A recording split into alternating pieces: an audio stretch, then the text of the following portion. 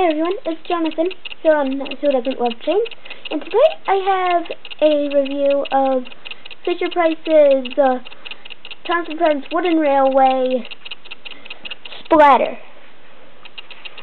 And not only do I have this, I have a special guest here today. Oh, hi, that's me. So, could you come over here and help me with Okay. this? So, Splatter is a diesel. I believe he's twins with Dodge, which I do not have. I got this on clearance at a store, my house, a few years ago. It's old, like pretty much all of these. So, the paint's not that good. So, it says its name on the bottom, black wheels, standard magnet couplings.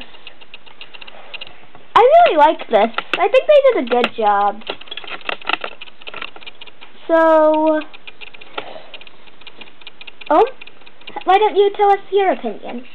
Okay, I think Splatter is a good diesel engine train because, well, number one, it looks nice. Number two, it looks nice in this awesome light.